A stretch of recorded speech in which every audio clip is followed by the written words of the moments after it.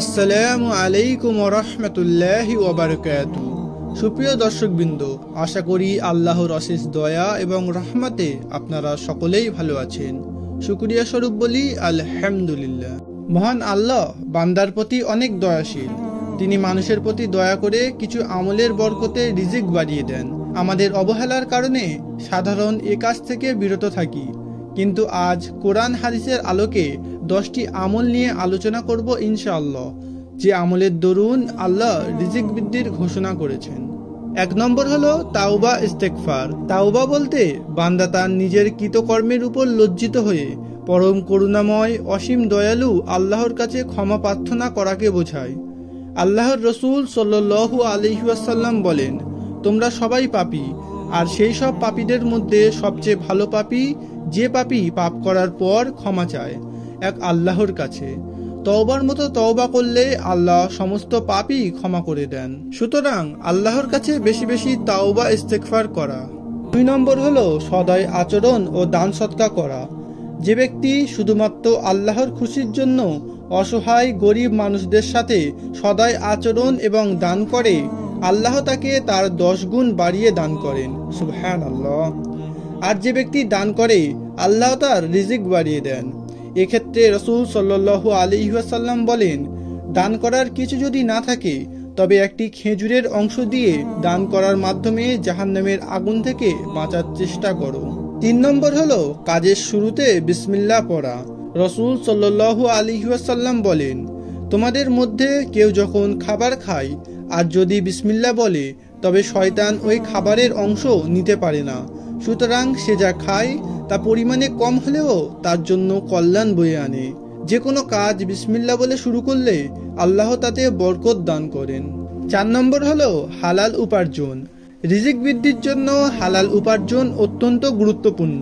হালাল উপার্জনে আল্লাহ বরকত দিয়েছেন, আর হারাম উপার্জনে ক্ষতি। এছাড়াও হারাম উপার্জন, হারাম খাদ্য ও হারাম পানীয় খেয়ে যদি সে দোয়া করে, তাহলে তার দোয়া কবুল হয় না। সুতরাং হারাম থেকে বেঁচে থাকার প্রতিনিয়ত চেষ্টা করা। আল্লাহ বলেন, হে ঈমানদারগণ, তোমাদের আমি যেসব পবিত্র বস্তু রিজিক হিসেবে দিয়েছি তা আহার করো। 5 নম্বর হলো আল্লাহর রাস্তায় ব্যয় করা।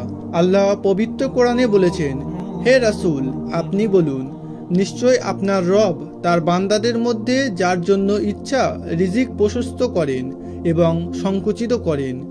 আর তোমরা যা কিছু আল্লাহর জন্য ব্যয় করো, তিনি তার বিনিময় দেবেন এবং তিনি উত্তম রিজিক দাতা। অতএব আল্লাহর রাস্তায় ব্যয় করলে আল্লাহ তার বিনিময়ে তার চেয়েও উত্তম জিনিস তার বান্দার জন্য দান করেন। 6 নম্বর হলো আত্মীয় পরিবার পরিজনের সঙ্গে উত্তম ব্যবহার করা। আত্মীয় স্বজন, পরিবার ও প্রতিবেশীর সঙ্গে সুসম্পর্ক বজায় রাখা, এর মাধ্যমে আল্লাহ বান্দার রিজিক বৃদ্ধি করে থাকেন। হাদিসে বর্ণিত আছে, রাসূল সাল্লাল্লাহু আলাইহি ওয়াসাল্লাম বলেছেন, যে ব্যক্তি কামনা করে যে তার রিজিক বাড়াতে চায় বা প্রশস্ত করতে চায় এবং হায়াত বা আয়ুকে দীর্ঘ করতে চায়, সে যেন আত্মীয় স্বজন পরিবারের সঙ্গে সুসম্পর্ক করে রাখে। 7 নম্বর হলো বিয়ে করা। যে ব্যক্তি বিয়ে করে, আল্লাহ তার রিজিক প্রচুর পরিমাণে বৃদ্ধি করে দেন। পবিত্র কোরআনে আল্লাহ বলেন, তোমাদের মধ্যে যারা বিবাহহীন তাদের বিবাহ সম্পাদনা করে দাও, এবং তোমাদের দাস ও দাসীদের মধ্যে যারা সৎকর্ম পরায়ণ তাদেরও। তারা যদি নিঃস্ব হয় তবে আল্লাহ নিজ অনুগ্রহে তাদেরকে সচ্ছল করে দেবেন। আল্লাহ প্রাচুর্যময়, সর্বজ্ঞ। 8 নম্বর হলো আল্লাহর কাছে বেশি বেশি দোয়া করা। দোয়ার বিষয়ে আল্লাহ বলেন যে, তোমাদের প্রতিপালক বলেন, তোমরা আমাকে ডাকো, আমি তোমাদের ডাকে সাড়া দেব। যারা অহংকারে আমার উপাসনায় বিমুখ হয়, ওরা লাঞ্ছিত হয়ে জাহান্নামে প্রবেশ করবে। যে ব্যক্তি দোয়া করে, আল্লাহর কাছে রিজিক প্রার্থনা করে, আল্লাহ অবশ্যই তাকে রিজিক দান করেন। 9 নম্বর হলো ইবাদতে মনোযোগী হওয়া। ইবাদত তথা নামাজে মনোযোগী হওয়া। সাহাবাগণ যখনই কোনো মুসিবতে পড়তেন, তারা যেখানেই থাকতেন নামাজের মাধ্যমে আল্লাহর কাছে সাহায্য চাইতেন।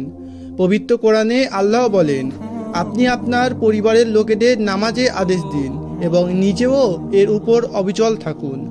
আমি আপনার কাছে কোনো রিজিক চাই না, বরং আমি আপনাকে রিজিক দিই এবং আল্লাহকে ভয় করার পরিমাণ শুভ তথা কল্যাণকর। যে নিজে নামাজ পাবন্দির সাথে পড়ে এবং নিজের পরিবারকেও নামাজ পড়ার জন্য আদেশ করে, আল্লাহ তার রিজিক বাড়িয়ে দেন। 10 নম্বর হলো কোরআনের সঙ্গে সম্পর্ক বাড়ানো। কোরআনের সঙ্গে সম্পর্ক বাড়ানো খুবই জরুরি। কোরআনের তেলাওয়াত করা, অধ্যয়ন করা, কোরআন অনুযায়ী জীবন যাপন করা, কোরআন অনুযায়ী জীবন গড়া। যে যত বেশি কোরআনের সঙ্গে সম্পর্ক বাড়াবে তত বেশি তার জন্য বরকত নেমে আসবে। আল্লাহ আমাদের সকলকে শোনা বলার উপর বেশি বেশি আমল করার তৌফিক দান করুন। ভিডিওটি ভালো লাগলে অবশ্যই লাইক, শেয়ার, সাবস্ক্রাইব করবেন। আসসালামু আলাইকুম ওয়া রাহমাতুল্লাহি ওয়া বারাকাতুহু।